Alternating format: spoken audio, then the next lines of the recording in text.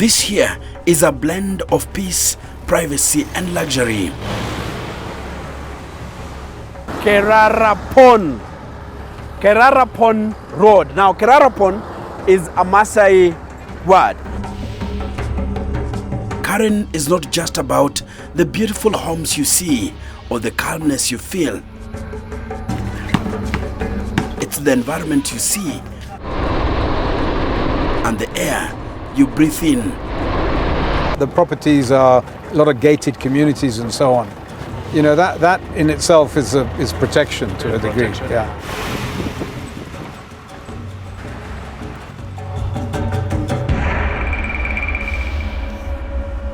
It's a place that feels far removed from the noise of urban life. This is beautiful. And yet, it's only a short drive from the city center. For years, Karen has been Kenya's hotspot for the super rich. This has to be one of the most stunning places in Africa. There is so much to explore, so much to learn, and lots of enjoyment to have.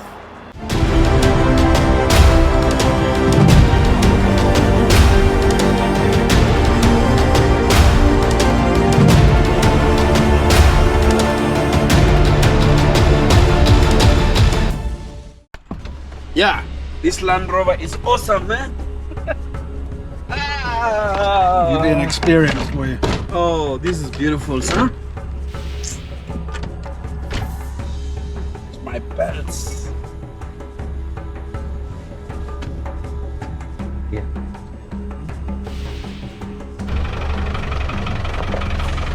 My name is Oliver Keeble.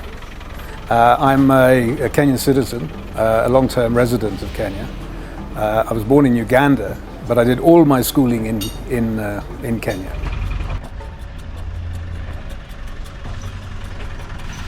So 10 years of education in Kenya, and I've worked all my life in Kenya. So Kenya is home?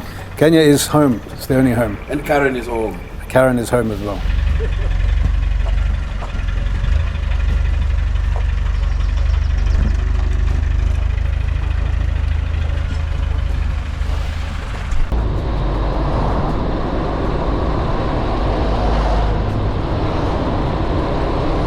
So which side of Karen is this? We're coming up the central Karen here. Is this central Karen? Yeah. So this on the left coming up here, this is a new project to move the Matatu stage from where it was on the Langata Road, which is the one that runs down there. This is Ngong Road. Over there on the left is Langata Road, and on the right is Dagoretti Road. So this is basically what they call central Karen here. So this one is the this is new. All this cab road that's been put down here to accommodate the taxis and also the vendors. And this has been, I would say, largely successful. It's an ongoing project. They still need to deal with linking up with the market behind, and also to provide the Blixen and stuff like that. For decades, Karen's luxury hotspots have been building on their heritage of welcoming billionaires, millionaires, and A-listers. But what sets Karen apart?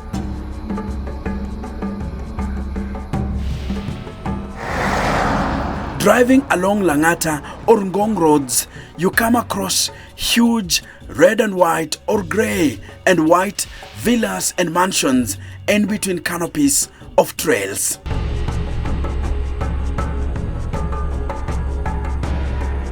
Less than half an hour's drive from Nairobi city centre, this is one of Kenya's wealthiest neighborhoods.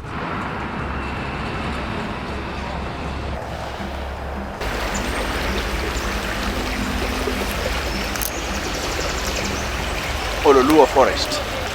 It's part of Karen. If you want to understand the allure of Karen, walk with me. I'm walking through what is called Oloolua forest. It is an important wildlife refuge and biodiversity hotspot.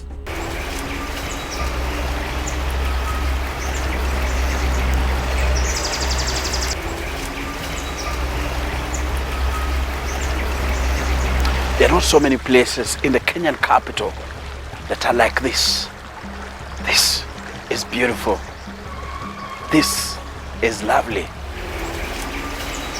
The forest is part of the larger Ngong forest block, which also comprises Ngong Hills and Kibiko forest blocks. Found right on the edge of Karen Estate, Oloolua forest stretches from Ankara Garden Resort all the way past Ngong forest, where I am standing right now. It forms part of the lungs of Nairobi, the Kenyan capital city. We need good clean air. Even after polluting with our guzzlers and all the things that we are doing daily, we also need to sleep and rest in peaceful environments that are conducive for us. Green neighborhoods. We need green neighborhoods where trees and biodiversity, like the ones you can hear, you have birds and all those kind of things. We need to connect. To capture the interaction between Karen and the forest, we deploy our drone camera. Right on its edges, beautiful homes pop up. One of the things you need to understand that the forest is not drawn in a straight line. Okay. It's kind of crooked ways going around, zigzagging around. Yes. So sometimes it may feel like this is part of Karen or this is part of Kajiado County. Yes. However, what we are seeing here is a close-up of the boundary between Kajiado County, part of the forest the whole forest is being in the Kajiado County, but neighboring very, very closely to the Karen, which is Nairobi County. So in this area here, you can see we are very, very near to the border of Nairobi. Actually, we are just like zero from the road. Is zero because zero. the road is at this point where we are seeing the road is the boundary. Is the boundary, yeah. Yes, the road is the boundary. So to the left now is Nairobi County. But then again 15 meters long, then you go back to the forest to the left and to the forest to the right. So these buildings you're telling me, that's Nairobi County. This is Karen. That's Karen, yes. So it goes like that. What about the Naserian? This is Naserian, as if I am not wrong. This Naserian development, where they've developed a nice housing. It's also in Nairobi County, but also alongside the Forest Line Road. So that's Nairobi as well.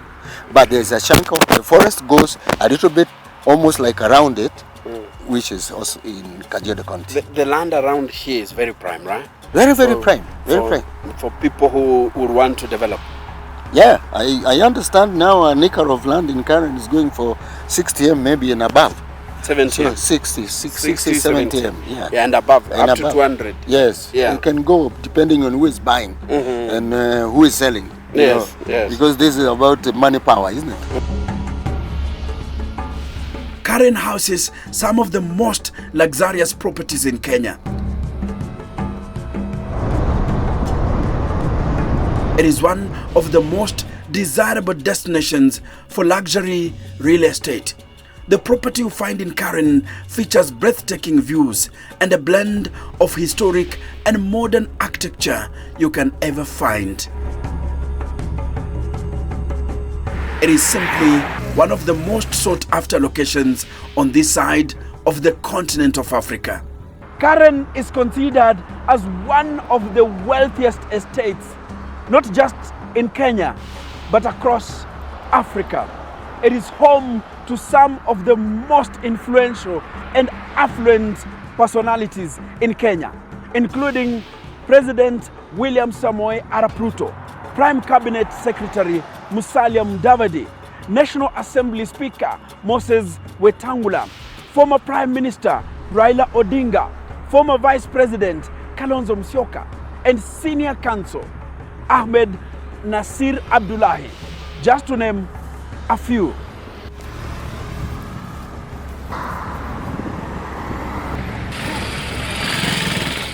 So, what makes Karen so different?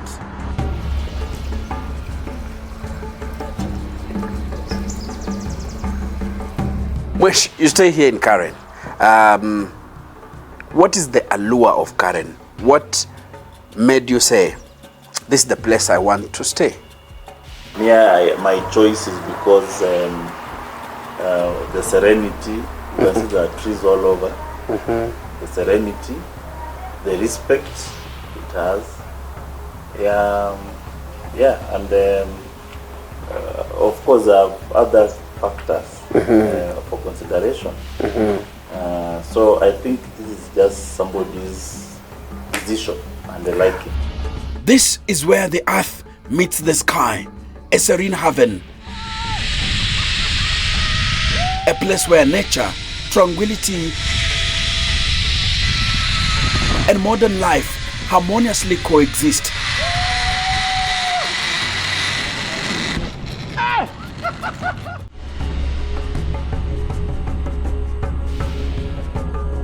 The expansive gardens, vibrant greenery, and the majestic Ngong Hills in the distance create an atmosphere unlike any other.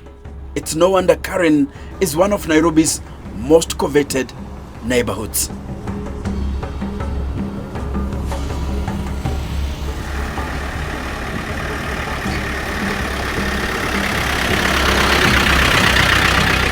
And just beyond the Ngong Hills, I ventured to the Kibiku side, from where KenGen's Ngong Hills wind power turbines can be seen standing tall against the horizon.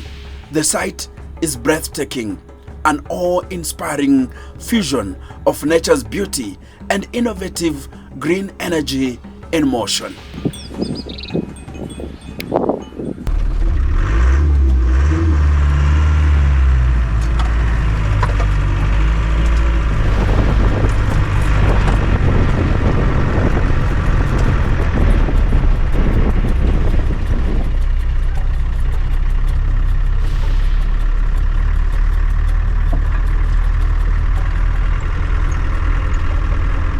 So this is a natural spring here, and yet it's been impacted by. Oh, this one here. Yeah, this here. Yeah, this is not a broken water main.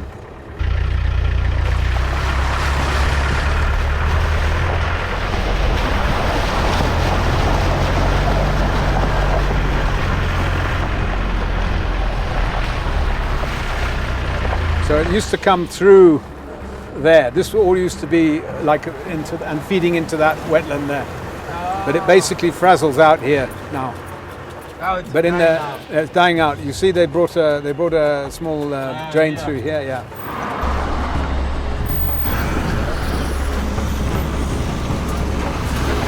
Karen basically starts from somewhere here. No, this is still Kajiado here. Karen starts.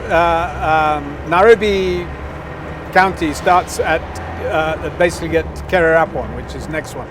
This is Kererapon Drive here, and Kererapon Road is basically the border between Kajiado and Nairobi County.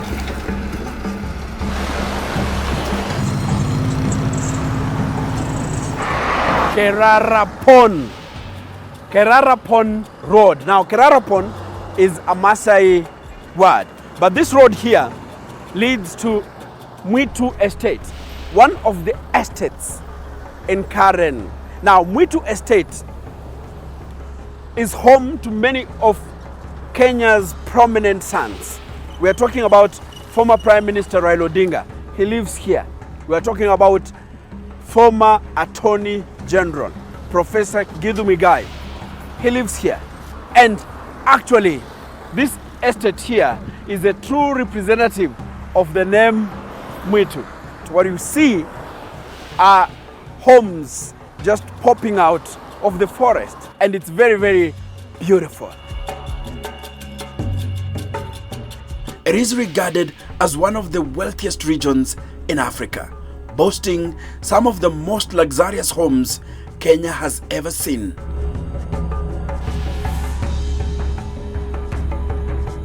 You and I, we're seeing eye to eye here. We are on the same height. Same height. So he says we have a seat there. Yeah. Oliver Kibo has lived in Karen for decades. Thank you. Oh, so you love coming here? This place here? Looks nice. Yes, indeed. Yeah, I come here a bit when I come to visit Kenya. Any high-end worth person, and I don't cast myself in this category. Mine was my arrival here was a mistake, basically. So I'm not in that category. Live in Karen, you know, from the DP downwards, live in Karen. So this is the place where people want to make their homes, you know, palatial homes. The Africa Wealth Report 2024 by Henley and Partners highlights Karen and Muthaiga as one of the most desirable neighborhoods for millionaires seeking homes in Nairobi. According to Has Consul's 2023 Quarter 4 report, an acre of land in Karen is being sold for 65 million shillings. In contrast, a comparable plot in Muthaiga is valued at 222 million shillings. A listing by real estate firm Knight Frank indicates that prices for 4-bedroom houses in Muthaiga and Karen range from 70 million shillings to 200 million shillings. Notably, in 2018, the Knight Frank Wealth Report recognized this affluent suburb among the top locations for luxury homes worldwide. I don't know that, you know, the land value is actually not as much as it is in Kilimani or Muthaiga or Kileleshwa even. Yes. You know, these are expensive lands. This Karen is not expensive land. What Karen has got is big acreages. Oh, okay. Which the other places don't have. So, you know, if you're buying a land in Kilimani or Kileleshwa, you know, you'd be buying, you know, like 1.5 acres or something like that, and then putting up a high rise. Whereas So the prestige of this place is about having a big space. well, it is. Kibo is among the more than 24,000 residents who consider Karen their home. This leafy suburb spans an area of 48 square kilometers.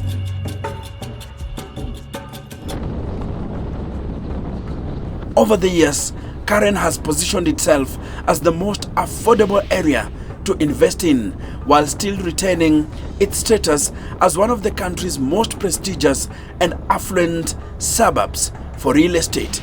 Elijah Wambugu Concurs. Unakumbuka yeye? Eh?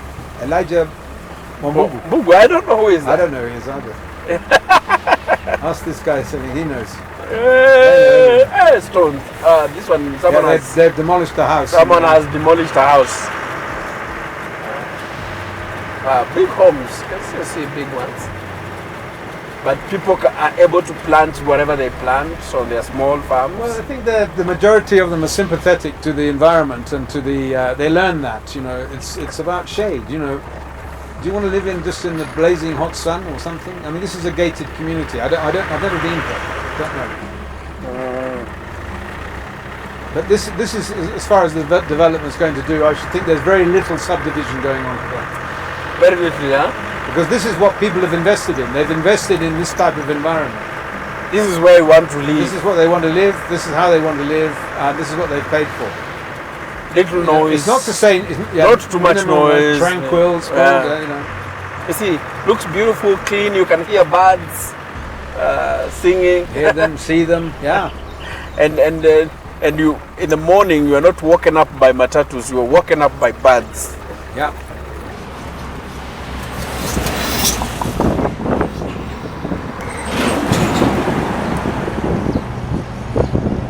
But it wasn't always like this. I lived in Karen a bit. I was working for a company. 1993. Yes. There are certain things you could not do in Karen. They bothered so much about the ecology of that place. This is a place you come, it's quiet. You could not put clubs just anywhere. Yes. You could not even bury people in your land. This was a superb area just for resident quietness was there. That was the norm. You're walking there, you're feeling like you're walking in a deep forest. That was Karen then. You know, you are in your home? Yes. But you're in a forest. In a forest. The birds and monkeys are everywhere. Yeah. That was Karen those days.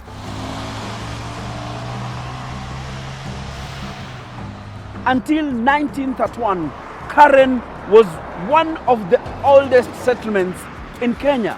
I remember the history of Karen, how it came to be, is when this British company came, and it was coming and bringing in people to invest in Kenya as a company, not now as a colony. as a company, British Inspectorate Company, and we had people who had interest in coming to either farm, because Kenya was not supposed to be an industrial country. Yes. So they came with the idea of we can farm cattle for beef, we can farm cows for dairy milk. Cheaply. Yes, and Cheaply farm. yeah, because labor was cheap. It was cheap. The land was free. The land was free. And the labor was cheap. And Yes. people just worked for nothing. You know, Yeah. these guys were just like working for nothing. They were reaping And maximum. yes, and now we had these settlements coming up. Nairobi was coming up now Yes. as a small place. And then people needed to settle. And that's how the settlements start coming. And the big shots, the lords who owned massive money, who are investing here, employed people from the Boers from South Africa. Yeah. They were the managers of their farm. And then these small estates start springing up, like Muthaiga. Muthaiga was a place where the lords, the big guys, were living there. Good life was there. And then the smaller ones, they were like some in Kirireshwa around there, Lavington, you know, those small boys. But there were Zungus too. Yes. And then Karen also came. At that time it was not Karen. Well, over a century ago, a Danish aristocrat named Karen von Blixen journeyed to East Africa seeking fortune and adventure in 1914. Her dream? Establish a thriving coffee plantation amid the rolling hills of what is now southwestern Nairobi. Karen acquired a sprawling 6,000-acre property, complete with a large bungalow built a few years earlier by Swedish engineer Ake Sjogren. She called this house Bogani, her home on the African plains. Because she was a Danish, she was not of that class of the British Royal and British, you know how they are. And then she was pushed over to this side, you know, of Karen. Karen's season in East Africa began on a good streak. Karen met Dennis Finch Hatton, a renowned British nobleman, pilot and hunter in 1918, just 4 years after her arrival in Kenya. They bonded over a shared love of literature, art and music, and their friendship gradually blossomed into a passionate romance. By that time, Karen is here. She has tried to establish a coffee farm, a dairy farm. She's the first woman to try to educate the local people. And this did not go so well with the British. Dennis had a profound appreciation for the African wilderness and became known for organizing sophisticated safaris for European aristocrats. These expeditions featured luxurious camps set amid the untamed bush, offering an opulent retreat for travelers. Dennis often invited Karen to accompany him on safaris to the Masai Mara, where the journeys, typically lasting 3 to 4 weeks or even months, provided ample time to explore the stunning landscapes. Traveling in ox-drawn carriages, they immersed themselves in the beauty of the Mara, sometimes hunting and other times marveling at the incredible wildlife.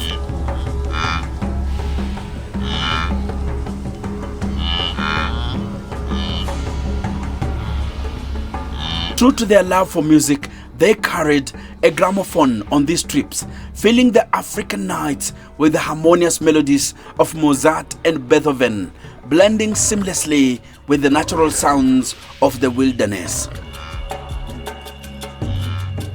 One tragic morning on the 14th of May 1931, it all ended. Dennis decided to fly to Mombasa in his small Gypsy Moth aircraft before going on another safari.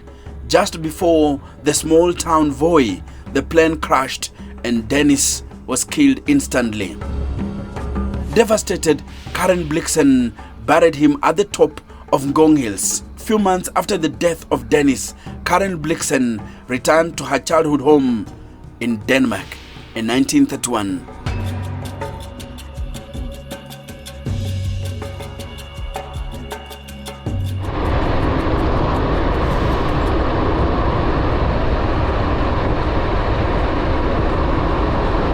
the property changed hands, eventually passing to a banker named Jane Martin.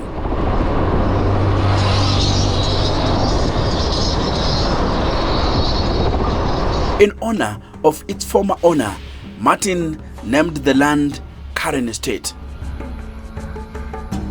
Unlike von Blixen, Martin approached the land with a sharp business mindset, reshaping its purpose and paving the way for its legacy to evolve. He subdivided the estate into 20-acre plots, constructed houses inspired by the architectural style of the farmhouse, established a water company to serve the community, and in 1937 developed an 18-hole golf course and country club. The club became the crowning jewel of the estate, marking its readiness for sale.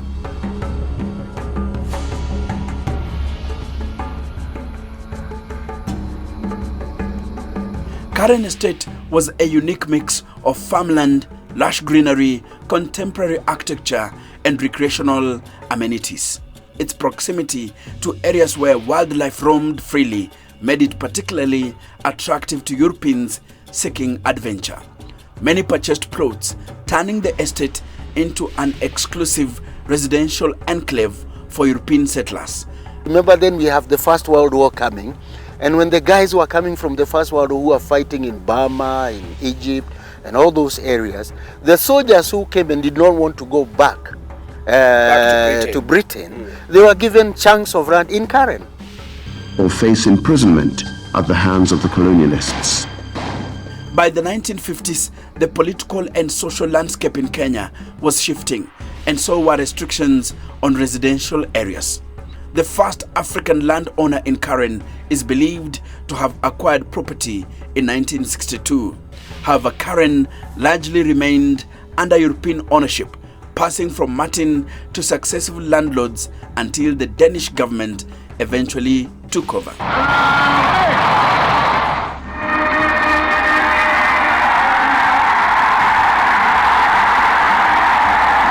In 1964, the Danish government gifted Karen Estate to Kenya's newly independent government.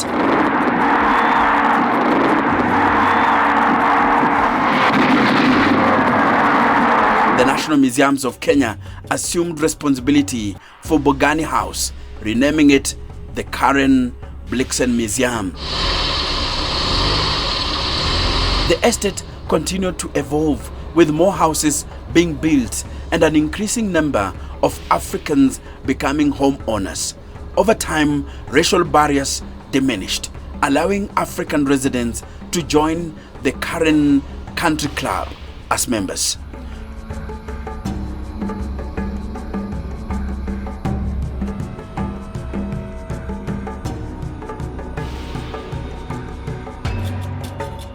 Since the early 2000s, Karen has experienced rapid growth, with many of the original 5 and 10 acre plots transforming into modern housing clusters that feature shared amenities like clubhouses, gyms, and swimming pools. The peace and security of this neighborhood has been attracting more modest social classes, something that has seen the character of Karen change, especially the change in land use policy. This is one of the biggest, I haven't seen it, this is one of the biggest dwelling houses in Kenya. This is bigger than the State House. This house here. This house here. Wow.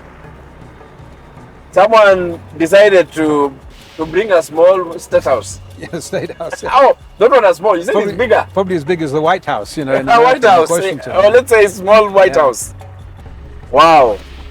But I've seen in Karen, we find people who have big houses, big mansions. Then you still have people who have small ones. Yeah, there are. Yeah, they're small bungalows still, of the old colonial type bungalows. Yeah. But then the new developments obviously are, you know, for aspiring to have big properties. Is it what we call new money? I think so. I think it is called new money. Yeah. Yeah, Because the old money, you know, the old money, even the post-independent money, independence money, has already established themselves. So now what is happening is next generation or new money. people like me, if I find money and I say, oh, my money now can take me to Karen, I build the new models and everything like that. Probably I may not afford to get a big land, so I'm able to get a half an acre or something like that. Yeah, well, only in, I think in Langata, in some parts, you know, on the flat there, but half an acre is quite a push. This is more visible in areas around Catholic University. In these areas, apartments to cater for the accommodation needs of the university have come up. But the most significant development is the 4.2 billion shillings Centre for Parliamentary Studies and Training, which was allowed to proceed by the court despite objections from the Karen Langata District Association, KLDA. KLDA argued that the 7th-floor building will not be suitable for the area as it will alter the estate's land use and disrupt the character of the low-density neighborhoods.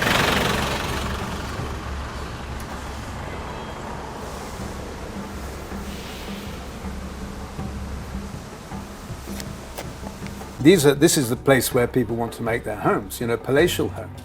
Now, if we don't want that in Kenya, then that's a story for another day.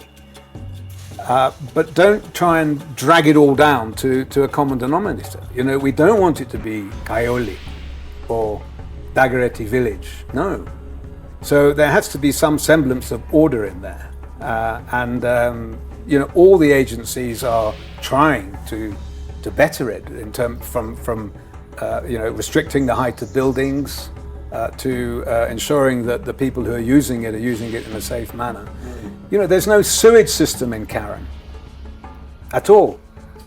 So you can't have high level population and heavy density of accommodation. What's going to happen to the sewage? It will become a problem. It'll become a real problem.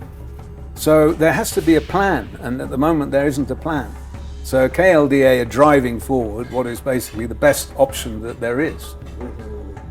So from low density, we have seen quite an, let me say, they were restricted acreage some time back, but it has been cut. And we are seeing even the kind of homes that were being constructed in Karen are changing in different parts of Karen. Is it a sign of changing times for Karen? Yeah, yes, it is. And I'm not a proponent of holding on to big acreages. You know, some of the acreages, 6, 8, 10 acres, you know, with one dwelling on it, is in this day and age is outrageous. But to the subdivisions, I mean, there was a demarcation that was zoned at one stage. And I'm not quite sure of the zoning, this is not my area of necessarily of expertise, to 2.5 acres. Now it's, I think, half an acre or something. Well, in some places it is half an acre, but in other places it's 1 acre. And it's basically about the water supply and about the sewage, the drainage, the waste.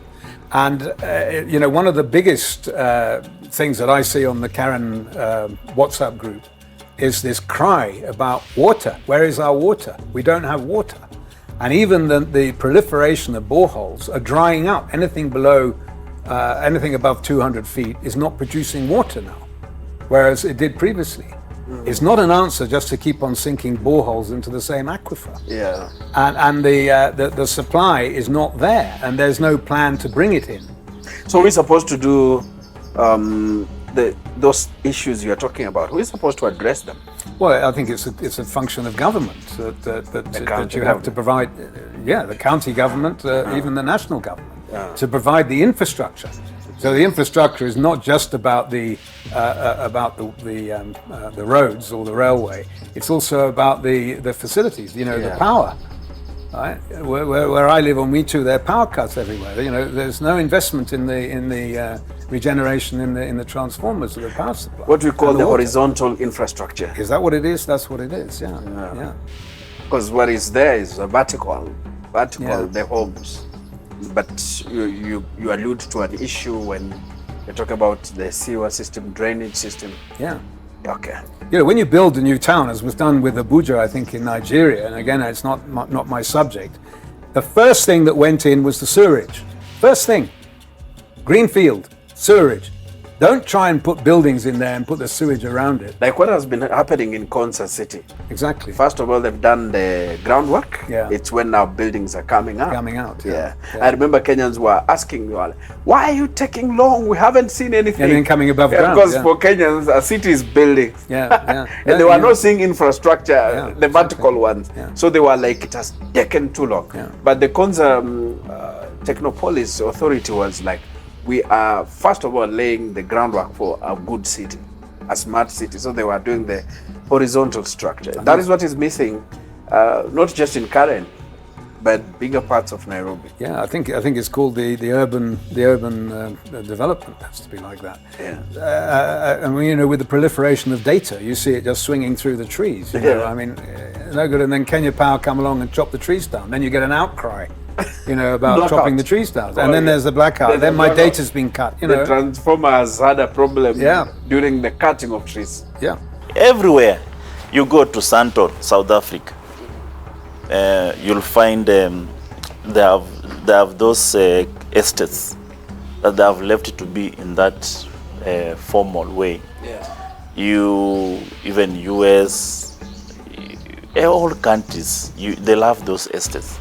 So the more you start introducing high-rise, tall buildings, or even having some kind of what looks like a slum area, informal settlement, it loses the aesthetic. The zoning. Zoning is needed. Zoning is needed, but I told you it has to do with approval.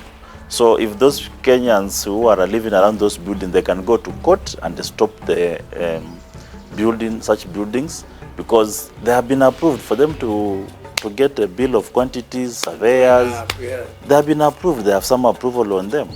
When you have these high rises, like the way we see alongside Adams, big houses coming up, big short houses. Adams Arcade. These are slums. Yes. Because now, how many people are living in that place? Think about garbage. That they are the garbage that is coming from those. Dishing out. Yes, the garbage, and and you know that our systems, our county systems, environmental systems like garbage collection, it is very unwanting. It has never succeeded. You look at the sewage system. Now you have all these big buildings, one at another, like sandwiches here, everywhere. You have not sorted out the mess of the garbage and the garbage management. You have not sorted out the menace of the sewage, whatever. You are not thinking about social lives of the people. Everywhere it's people in tiny buildings, shacked up along like 11, 12, 13, 20 stories. This is very wrong. This is very wrong. And I hope that one time we can have estates where it's just for people with peace. You don't need these big high-rises of houses. So Karen is going, and it's going pole, and not even pole. Now there's a story coming up that now they're building a big railway line from Ngong towards the Reruta commuter. They call it commuter train. I'm not sure how I've seen how. and it's gonna the station there. it's gonna affect the forest. Again, the forest is going. I don't know where this idea came that every time you want to do a development, you have to go to a forest. While Karen may feel like a world away, it offers all the modern amenities you could need. Modern hotels like Hermosa Garden Hotel, Nairobi, and Spa. This Nairobi luxury hotel is 5 stars and is situated on 53 Mbagathi Ridge, Karen, Nairobi, and right opposite the Hemingway's Nairobi Hotel.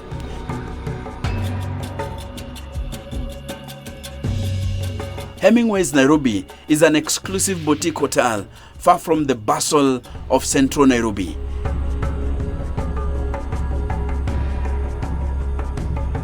The Hub Karen is the neighborhood's premier shopping and entertainment destination.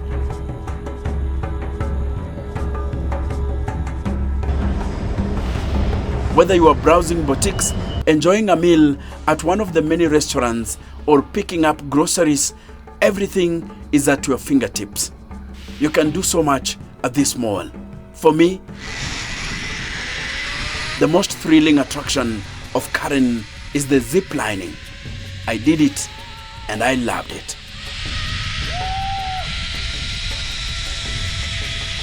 My name is Enoch Sikolia and I am the Kenyan historian.